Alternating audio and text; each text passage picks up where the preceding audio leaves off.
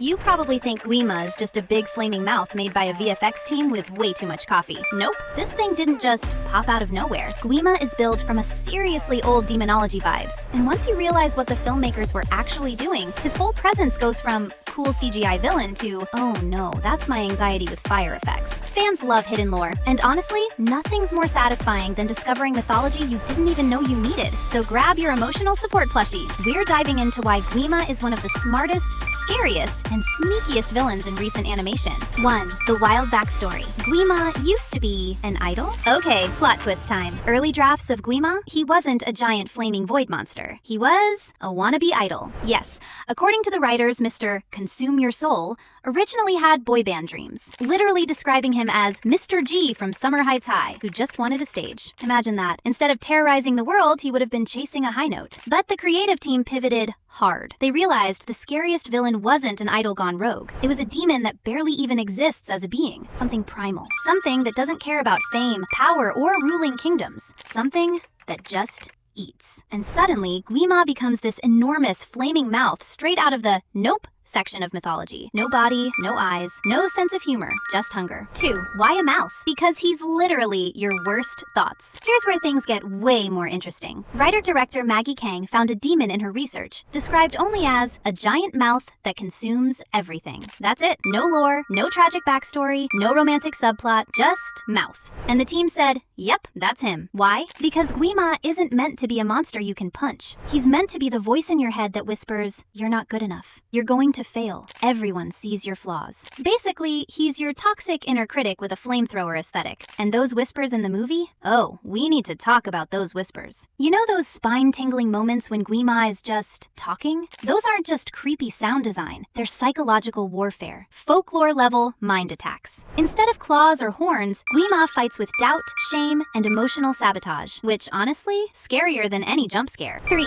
Forget thrones. This demon just wants a void. So most villains want to rule the world, sit on a throne, or at least monologue their big plan. Not Gwi-Ma. He doesn't want to be king. He doesn't want an army. He doesn't want power. He wants the end. He wants to drag you into a void so empty, it makes Monday mornings look cheerful. No afterlife, no destiny, no meaning. Just the comic equivalent of deleting your browsing history permanently. That's what makes him terrifying. There's nothing to negotiate with. He's not a character. He's a force. He's negative thoughts with the power level of a black hole. The final showdown isn't really about swords or spells. It's about Rumi facing her own doubts, fears, and that ever-annoying perfectionist voice in her head. By taking inspiration from folklore spirits like Gwishin, who are known for haunting and unsettling humans, the movie turns Gwi-Ma into a metaphor for shame and fear, mixing traditional ghostly vibes with modern psychological storytelling. Think about it. Every glowing mark on Rumi's arms, every whisper in the dark, every hesitation mid-performance, it's not random. That's folklore literally shaping the story. The movie didn't just throw in Korean mythology for decoration. It's woven into the very DNA of the plot. And that's why these scenes hit so hard. They resonate on a personal level. You're not just watching a fight between good and evil. You're watching centuries-old cultural ideas brought to life, proving that fear and self-doubt aren't just Rumi's problem. They're universal. And the best part? Watching her fight back, that's not just satisfying. It's empowering, relatable, and honestly, kind of genius. 4. Why Gwi-Ma is the perfect villain for Rumi. Here's the genius part. Rumi's entire arc is about finding her true voice. Her real voice. Not the polished, idol-perfect version. Not the one hidden behind shame. Not the one filtered through expectations. And what's her biggest enemy? A demon that literally steals voices, feeds on self-hatred, and whispers destructive thoughts. You could not design a more perfect antagonist. Gwi-Ma is the exact thing Rumi must defeat inside herself. The shame, the fear, the doubt, the belief that she's wrong. He's not just a monster. He's a metaphor wearing a flamethrower costume. And the moment Rumi finally sings with her authentic voice, he loses. Because you can't defeat a demon made of shame by hiding. You defeat it by shining. So next time you watch Demon Hunter, don't just hype over the neon fights and crazy choreography. Take a moment to notice Gwi-Ma's whispers, movements, and haunting presence. He's mythology, psychology, and cinematic artistry blended into one flaming existential crisis. And he works because he taps into something real. Fear, doubt, and the battle to find your voice. What do you think? Drop them in the comments. Hit that like button if you love when movies sneak in real-world mythology. And don't forget to subscribe for more breakdowns that make your favorite films way more interesting than you realized.